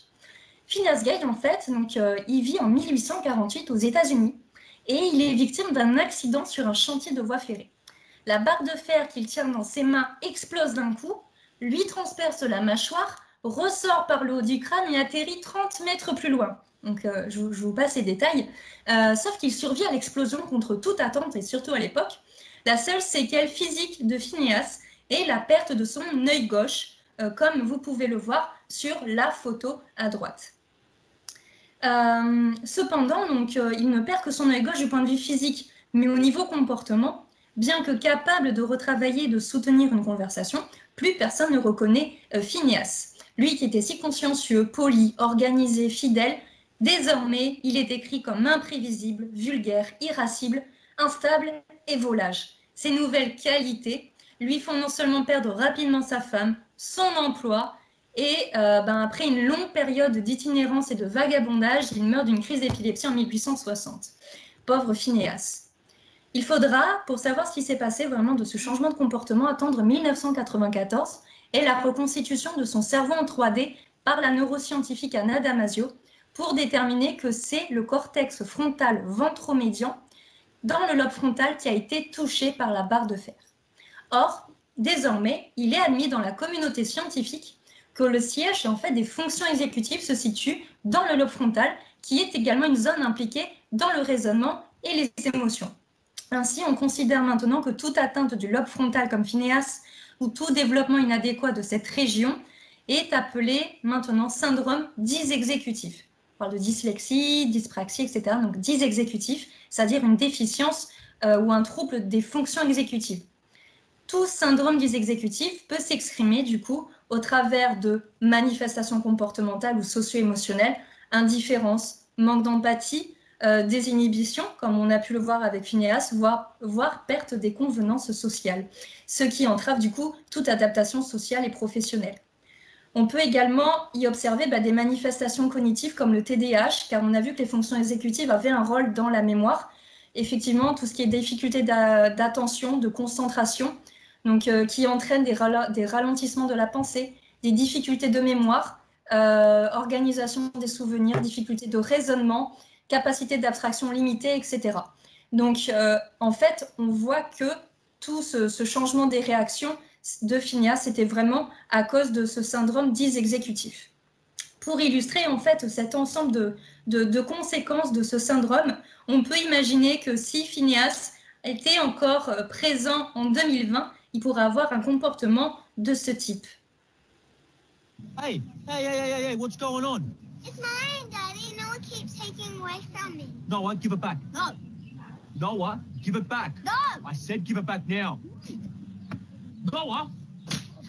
Larry, what the hell are you... Larry! Larry, you can't just... Oh, Larry! Oh, are you all right? How'd you... Larry!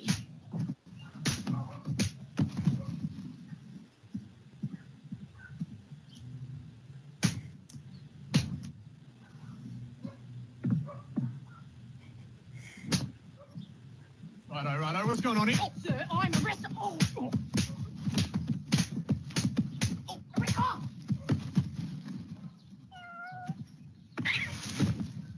The Slap, Part 2, coming soon to... Pauvre Phineas, ce n'était pas sa faute, il avait un syndrome dysexécutif. Pour vous montrer maintenant jusqu'à quel point les fonctions exécutives sont importantes dans notre quotidien, il faut savoir justement que tous les jours, en fait, on est confronté à des situations routinières, comme lasser ses chaussures, démarrer la voiture, faire du café, etc.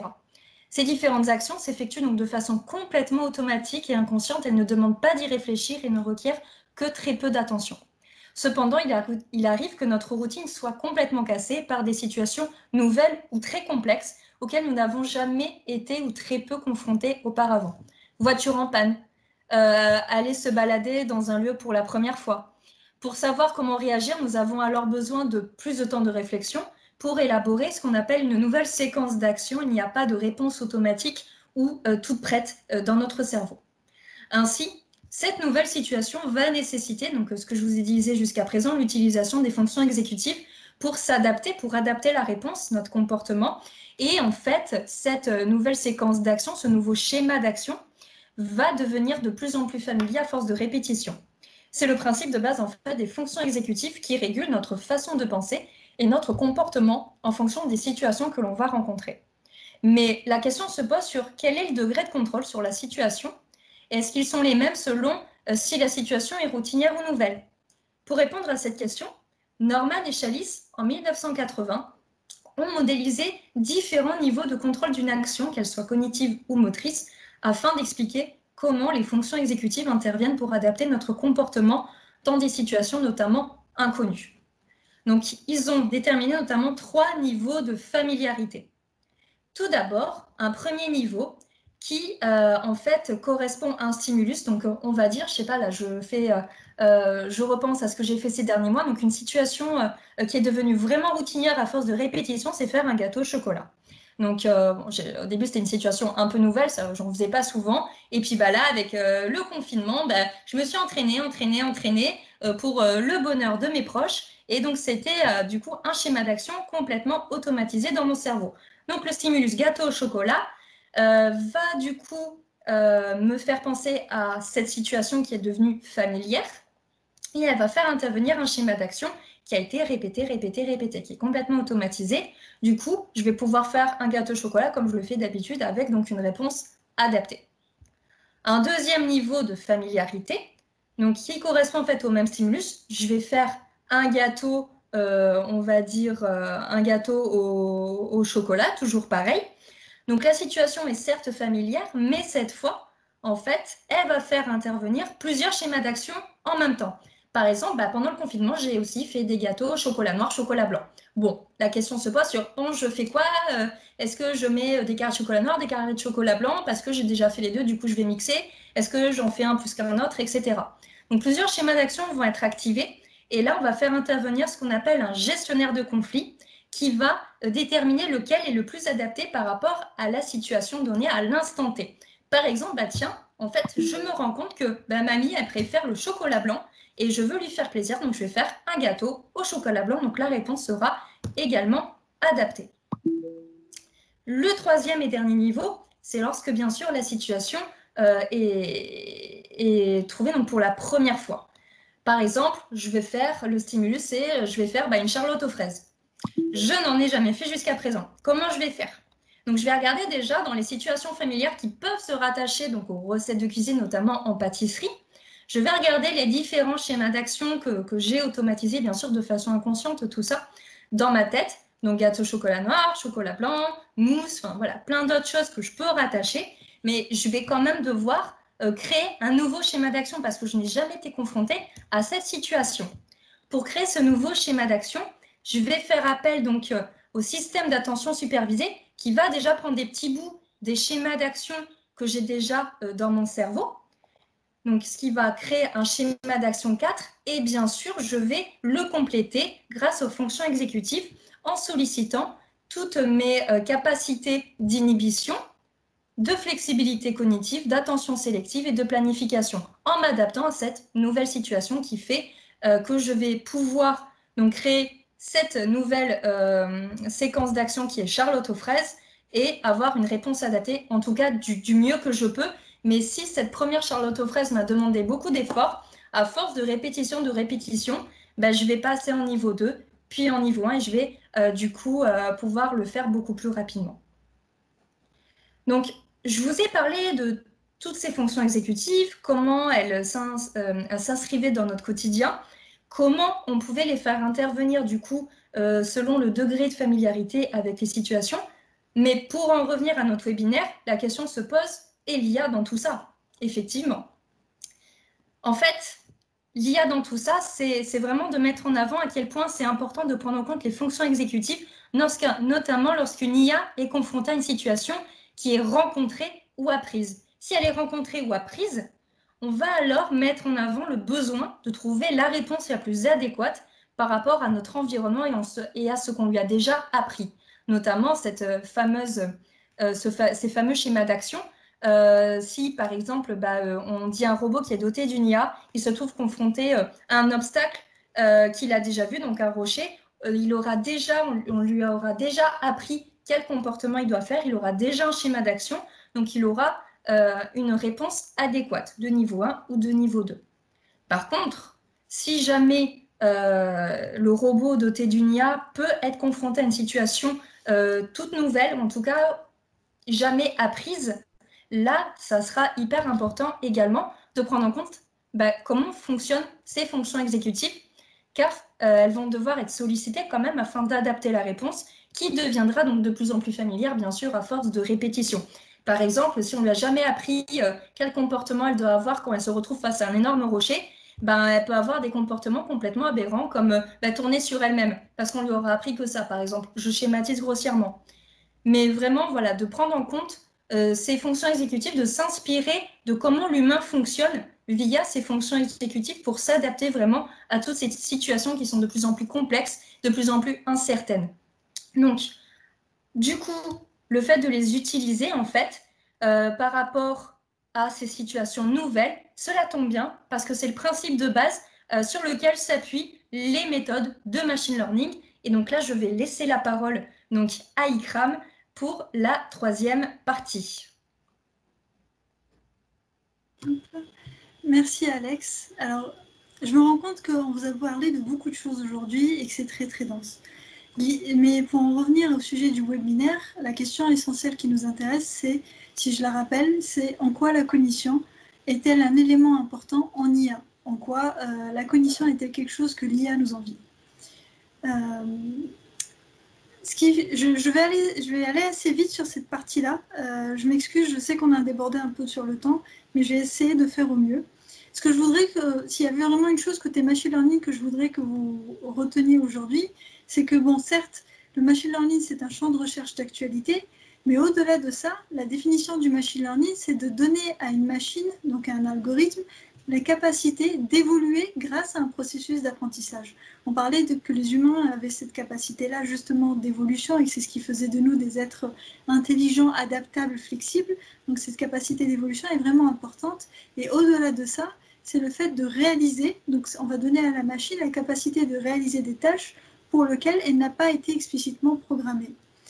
Un réseau de neurones, on va lui donner le machine learning, donc va permettre c'est un domaine de l'IA où l'on va concevoir des algorithmes que l'on appelle des réseaux de neurones. Un réseau de neurones, on peut lui apprendre par différents moyens. On peut le tester, on peut tester notre apprentissage par différents moyens, soit via des simulations dans des environnements virtuels, dans lequel cas on souhaite justement étudier un comportement complexe. Est-ce qu'il arrive à bien manger ou boire? Est-ce qu'il se laisse mourir? Est-ce qu'il arrive à trouver son chemin? Ce type de choses.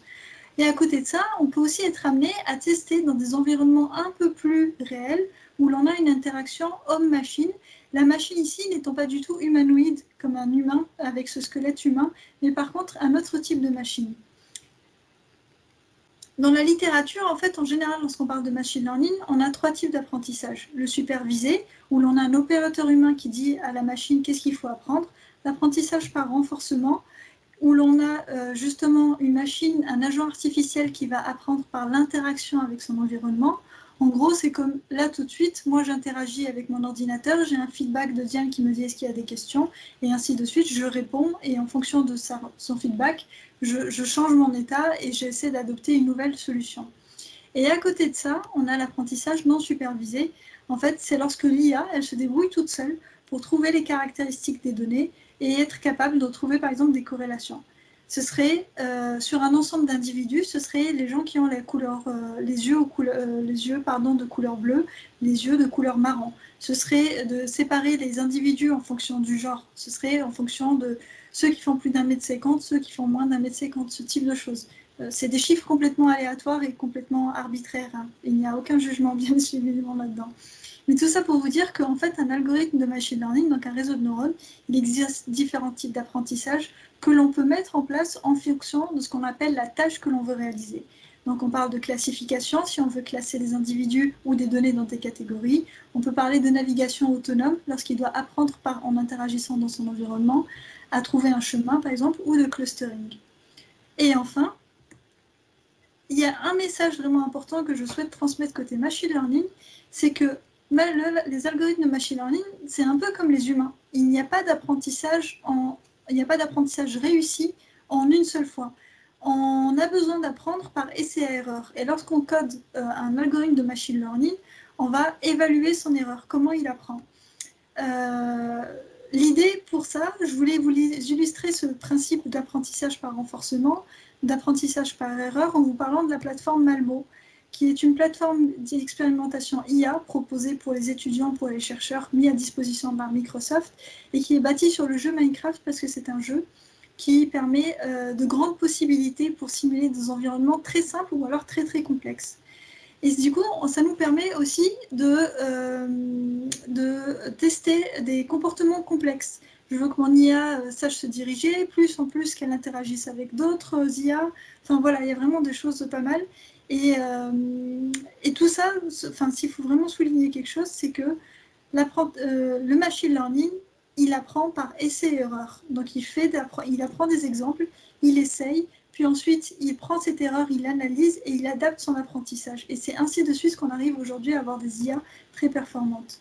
Et pour illustrer ce projet, je voudrais juste vous montrer une toute partie d'une vidéo, on ne va pas prendre tout, mais qui permet justement d'illustrer une IA, un agent artificiel qui doit se débrouiller pour trouver le meilleur chemin dans une map, donc dans une carte, sauf qu'il n'a aucune idée de la carte qui l'entoure. On va lancer la vidéo.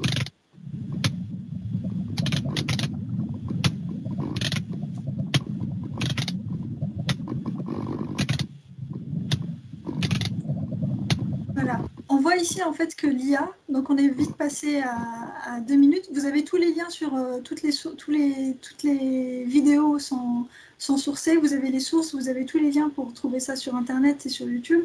Et en fait, l'idée derrière cet exemple-là, c'est de vous montrer qu'en fait, cette IA, elle est à la fois capable de parcourir son environnement. Quand elle tombe dans la lave, elle meurt. Et en fait, il faut qu'il prenne en compte cette information. Attention, quand je tombe dans la lave, je meurs. Et ensuite, quand je suis sur la terre ferme, tout va bien. Et c'est ainsi de suite par un processus itératif, donc essai-erreur, qui va explorer son terrain et trouver la meilleure solution possible. Donc s'il fallait vraiment retenir quelque chose, ce serait de dire que le machine learning, il faut un apprentissage qui prend du temps. Ce n'est pas une solution en one-shot qu'on peut trouver facilement. Concernant l'interaction avec des structures, des objets, de la robotique, qui soit humanoïde ou non, à ce stade, je vais vous partager juste un extrait d'une vidéo c'est un projet de recherche d'une université qui s'est intéressé à comment rendre l'interaction la plus intuitive, la plus intelligente possible derrière l'utilisation d'une lampe. Donc je vais lancer la vidéo et je vais me mettre au milieu. Hop. C'est un projet, vous avez toutes les sources en ligne. Il y a même une école à Bordeaux d'ingénierie informatique qui a choisi de reproduire ce projet. Donc si vous voulez vous renseigner et regarder, vous trouverez le code sur GitHub pour ceux qui s'intéressent.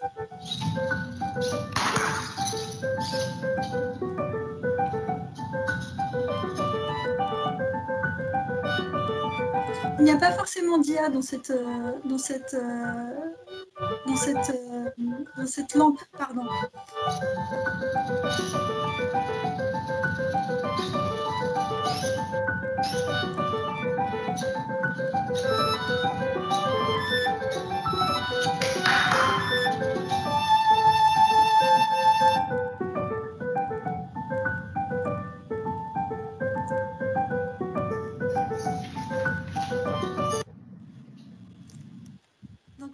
ça sur cette vidéo-là, parce qu'en fait, derrière cette vidéo, l'idée, c'est de dire il n'y a pas forcément d'IA pour faire des choses, besoin d'IA, de réseaux de neurones très profonds ou de machine learning pour faire des choses qui se veulent intelligentes. Là, on s'est inspiré, par exemple, de l'interaction homme-machine, des fonctions cognitives qui sont l'attention, qui sont l'interaction, pour essayer de faire quelque chose où, justement, on a l'impression on peut personnifier l'objet, on peut lui attribuer des attentions. Et ça aussi, c'est intéressant à étudier lorsque justement on veut faire le pont entre la cognition et l'IA. Donc on vous a parlé de neurosciences computationnelles, sciences cognitives, on vous a parlé de machine learning, des bases, et maintenant, comment tout ça se regroupe, comment tout ça fait le lien entre eux, et pourquoi c'est important surtout de souligner qu'il existe un lien entre toutes ces parties-là. Donc je repasse la parole à Alexandra pour cette dernière partie. Merci, Ikram. Donc, en fait, tout à l'heure, en tout cas, pour la partie modélisation de la cognition, avec l'intérêt de prendre en compte les fonctions exécutives, cela met en exergue également l'intérêt de prendre en compte ce qu'on appelle les biais cognitifs. En fait, notre cerveau nous joue des tours tout le temps. Il a évolué en mettant en place des automatismes qui permettent de traiter très rapidement les informations qui lui parviennent.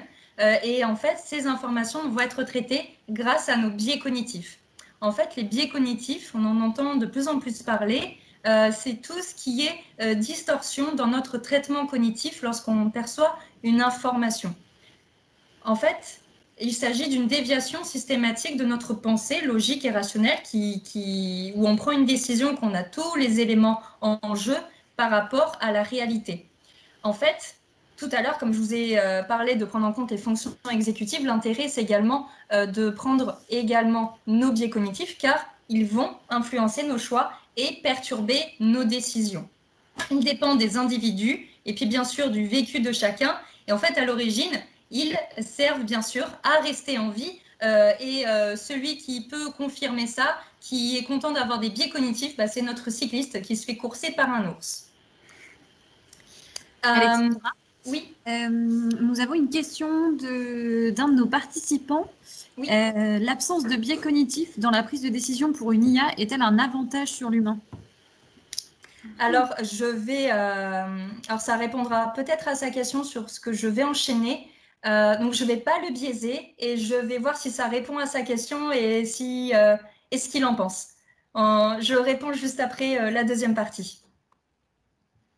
Donc justement, pour faire le pont avec l'IA, en fait, les biais cognitifs vont intervenir lorsqu'on doit gérer une quantité d'informations très importante ou que le temps est très limité.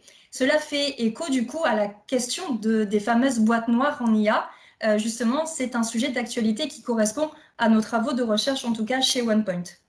Ce dysfonctionnement dans le cerveau, en fait, dans notre raisonnement, a pour conséquence pour le cerveau d'utiliser tout ce qui est croyance subjective inconsciente, et c'est surtout très peu coûteux pour l'humain. Effectivement, si on prenait en compte tous les facteurs qui vont influencer notre décision, pour chaque action, là, depuis ce matin, je serai encore au lit pour savoir si je dois m'installer sur le bureau, mettre mon casque, etc. Pour ce soir. Parce que ça prend tellement d'énergie, etc., que ce sont les biais cognitifs qui sont quand même très utilisés au quotidien, beaucoup plus que lorsqu'on doit prendre une décision rationnelle. Le risque de décision, par contre, devient faussé, devient beaucoup plus important. Pour illustrer, en fait, ces biais cognitifs, petite question, si vous êtes devant un buisson, est-ce que vous préférez croire qu'il y a un tigre caché derrière alors qu'il n'y en a pas, ou alors qu'il n'y a pas de tigre alors qu'il y en a un? Vous pouvez répondre dans les commentaires. Donc, est-ce que vous préférez croire qu'il y a un tigre derrière alors qu'il n'y en a pas? Ou est-ce que vous préférez croire qu'il n'y a pas de tigre alors qu'il y en a un?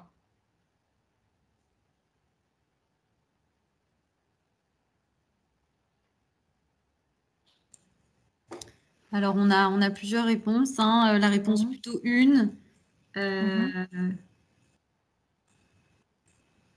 Plutôt la réponse 1 d'ailleurs. D'accord. Donc, merci d'être mes cobayes parce que ça confirme ce que je dis. Donc, pour ceux qui ont choisi en tout cas la réponse 1. Alors, bien sûr, comme je l'ai dit, les biais dépendent des individus. On a tous nos biais en fonction de notre vécu, nos expériences, de notre cognition en fait. Donc, pour ceux en tout cas qui ont la réponse 1, on préférer croire qu'il y a un tigre caché derrière le qu'il n'y en a pas, c'est ce qu'on appelle le biais de négativité. C'est en fait le principe, c'est d'imaginer la pire situation possible, et quitte à être surpris, autant l'être positivement que négativement. Pourquoi c'est ce biais de négativité? C'est parce qu'on a des connexions qui datent en fait notre cerveau depuis le Néandertal. C'était il y a si peu de temps que notre cerveau n'a pas encore eu le temps d'évoluer par rapport à notre environnement. Donc il y a encore des biais qui datent de l'homme du Néandertal, qui, pour lui en tout cas, il avait tout intérêt à avoir ce biais de négativité-là, parce qu'il avait beaucoup plus de chances de rencontrer quand même un tigre derrière le buisson. Donc heureusement qu'il avait ce biais, parce que s'il n'y en a pas, tant mieux, c'était pour optimiser aussi ses chances de survie. Il y en a plein d'autres de biais, on en a tous de toute façon. On a des biais attentionnels, comme ceux qui ont vu le cheval, d'autres qui ne l'ont pas, des biais de confirmation, qui consistent à privilégier les informations qui confirment nos idées, etc. Donc, pour répondre en fait à la fameuse question de tout à l'heure, et l'IA dans tout ça. L'IA dans tout ça, en fait, va intervenir parce que c'est important d'identifier les différents biais possibles pour créer des IA les moins discriminantes. Donc, il faut identifier les biais. Et en fait, même dans les IA, on a des IA qui ont des biais, mais on ne sait pas qu'elles en ont. Ou en tout cas, on les sait après coup. Ikram, tu veux peut-être dire un des exemples que tu avais évoqué la dernière fois par rapport au biais de recrutement, par exemple? Oui, effectivement.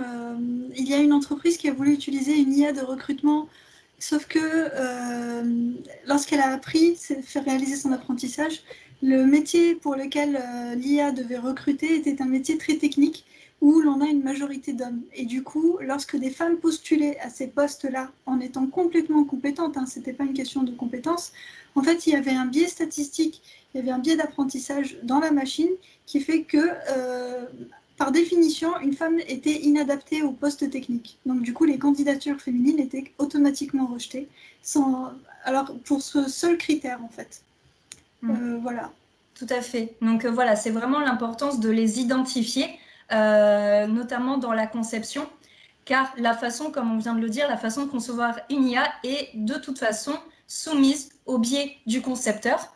Il peut alors avoir, on a vu dans la littérature, on a publié avec Ikram un papier récemment sur les biais cognitifs dans l'IA, et on peut avoir par exemple les biais du concepteur sur un biais d'ancrage. Alors le biais d'ancrage, qu'est-ce que c'est? C'est en fait la première impression.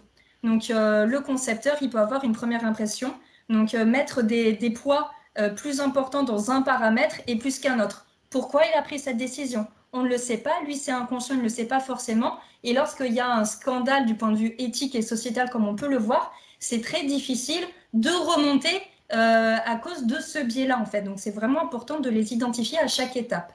On a également les biais du data scientist. Il y a un article qui est sorti il n'y a pas très longtemps, où même les data scientists, en tout cas, toute étape de conception d'IA qui fait intervenir des humains va forcément être soumise au biais des humains. Par exemple, le data scientist, il peut avoir ce qu'on appelle le biais du survivant.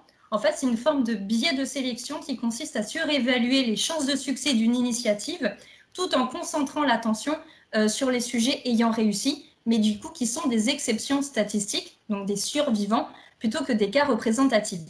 Un exemple pour illustrer ce fameux biais du survivant, c'est que pendant la Seconde Guerre mondiale, des chercheurs ont été chargés de résoudre un problème. Ils devaient renforcer les avions de chasse de l'armée à leurs points faibles. Donc, c'était quoi les points faibles? Pour ce faire, alors, ils se sont tournés vers les données. Ils ont examiné chaque avion qui revenait d'une mission de combat et ont noté l'endroit où les balles avaient touché l'avion. Du coup, sur la base de ces informations, ils ont recommandé que les avions soient renforcés à ces endroits précis. Est-ce qu'il n'y a pas quelque chose qui vous choque dans cette analyse de données? Évidemment, donc, le biais du survivant, c'est de ne regarder que les données par rapport aux avions qui sont revenus, mais quid des avions qui ne sont pas revenus? Voilà, donc c'était bien sûr un biais cognitif. On a également ce qu'on appelle l'illusion de causalité. Alors, ça va parler sûrement à plus de gens, c'est trouver en fait des relations de causalité là où il n'y en a pas forcément. Un exemple célèbre, c'est lorsqu'un universitaire enquêtait sur la cause de la criminalité à New York dans les années 80. Et en fait, il avait constaté une forte corrélation entre le nombre de crimes graves commis et la quantité de glace vendue par les vendeurs de rue. Faut-il en conclure pour autant que manger de la glace pousse les gens à commettre des délits? Bien sûr, non. Cela n'a pas beaucoup de sens. Et en fait, on remarque que on doit soupçonner bien sûr une variable non observée qui est à l'origine des deux.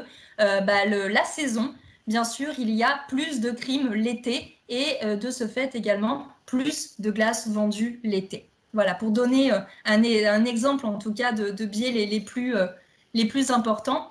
Donc, en fait, pour anticiper ça, pour créer des IA les moins discriminantes possibles, donc les moins biaisées possibles, effectivement, 2 attitudes possibles, identifier et exploiter les biais via l'explicabilité et l'interprétabilité que va vous expliquer Ikram, pourquoi l'IA a pris cette décision, et bien sûr contrôler le contexte en évitant qu'une IA ait un biais spécifique en les anticipant. Donc il y a toujours cette notion d'identification. Ikram, tu veux compléter ?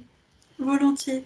Je voudrais juste dire quelques mots, c'est que, comme tu disais un peu plus tôt, à partir du moment où des humains interviennent, que ce soit on récolte des données à partir d'humains, que ce soit le développeur, que ce soit la personne qui évalue et qui teste l'application intelligente, en fait, nous avons tous nos biais. Et de ce fait, notre IA, qui va apprendre à partir de certaines données, elle va apprendre à partir de données qui sont biaisées par définition parce qu'elles sont émises par des humains. On n'a pas tous le même vécu et les mêmes expériences, donc on ne considère pas les mêmes choses comme étant les mêmes choses justes. On n'a pas la même représentation, par exemple, de qu'est-ce que quelque chose de qualité. Enfin, c'est des notions très subjectives et on est des êtres humains, donc on a beaucoup de subjectifs en nous. Et en fait, les IA, par définition, apprennent des données qui sont biaisées. D'où l'importance aujourd'hui, on a l'émergence donc non seulement de l'explicabilité, l'interprétabilité côté réseau de neurones, on s'intéresse au raisonnement des machines parce qu'on veut comprendre le pourquoi des prédictions, on veut être en mesure d'apporter plus de transparence aux algorithmes, mais on parle aussi de transparence et d'éthique dans les données. Et en fait, l'idée, c'est aussi en amont, avant même de faire apprendre à un réseau de neurones, d'être capable de regarder des données, de les analyser et de faire attention à ce qu'il n'y ait pas de biais dedans, ou en tout cas, s'il y en a, de les détecter. Parce qu'il y a aussi une vraie problématique, ce n'est pas parce qu'on est conscient des biais cognitifs présents dans les IA, ce n'est pas parce qu'on est conscient des biais dans les données que l'on sait comment les résoudre. C'est vraiment un champ de recherche, enfin des champs de recherche à part entière. Donc là, on vous a parlé de beaucoup de choses, et il y avait un point en particulier pour conclure, c'est notre toute dernière slide. Donc, juste, je te coupe Ikram, est-ce que ça a répondu à la question citée précédemment ? C'est une bonne question.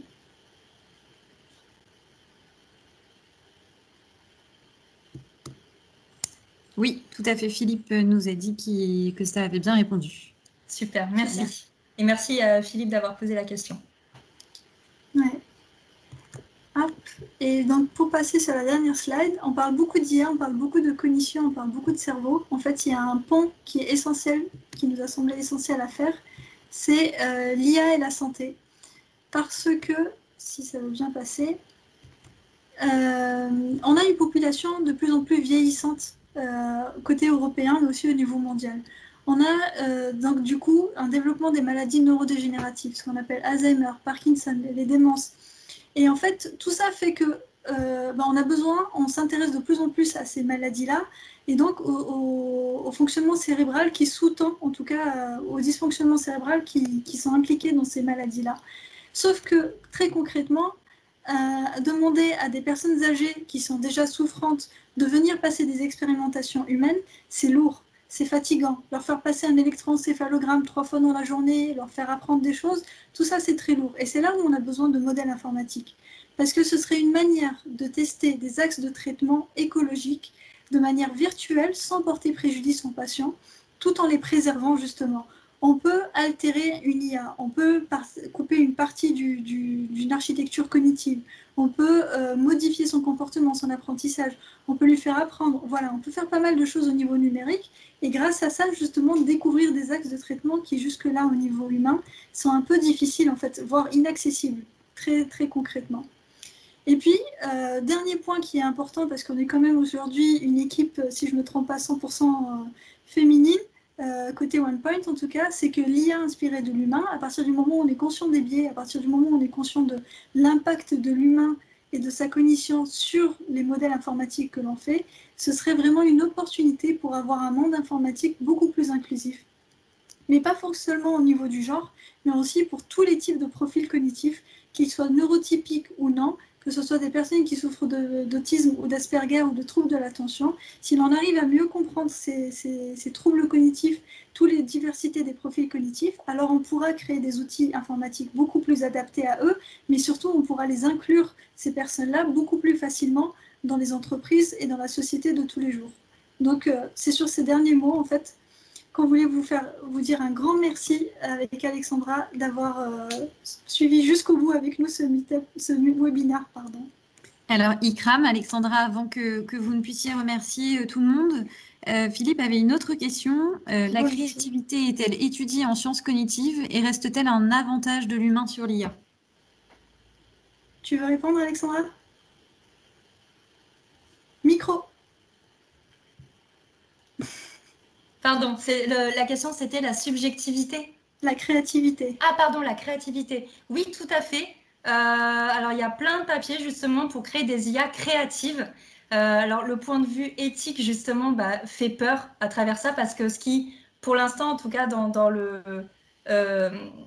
l'actualité, ce qui change les IA que l'on crée en fait à la base, le but, c'est vraiment de laisser toute cette capacité de créativité aux humains et que les robots et les IA fassent justement tout ce qui est pénibilité, en tout cas qui n'apporte pas forcément de valeur ajoutée par rapport à l'humain, pour justement libérer cette charge mentale de l'humain. Et c'est pour ça aussi que les métiers changent de plus en plus et que tous les métiers très automatisés, etc., les travaux à la chaîne, donc sont de plus en plus laissés pour les robots et les IA, mais l'idée aussi derrière, c'est d'un autre côté de créer de nouveaux métiers où justement l'humain a toute sa valeur ajoutée pour l'IA.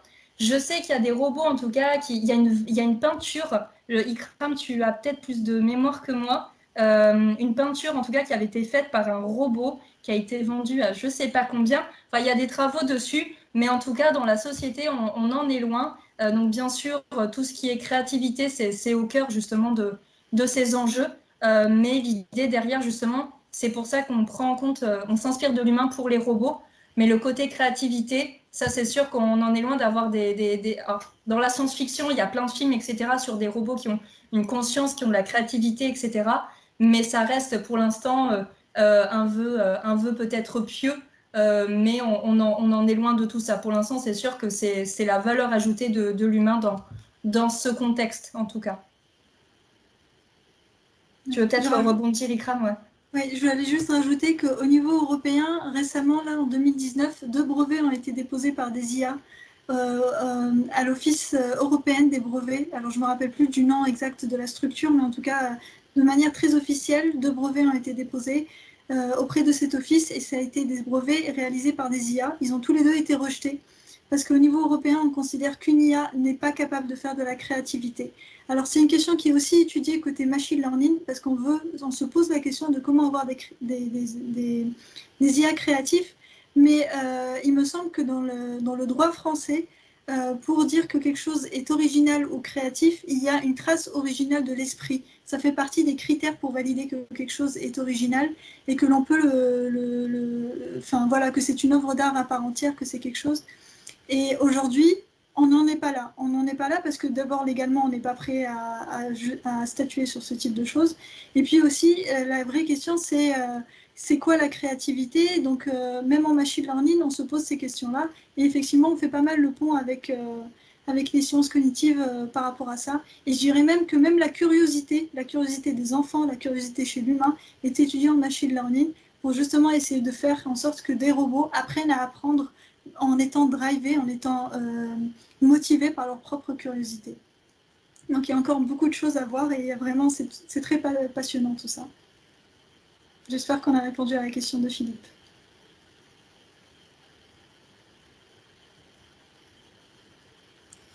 Eh bien, il me semble que oui. Merci beaucoup, Alexandra et Ikram. Vous avez de nombreux merci dans les commentaires du chat, avec une superbe conclusion.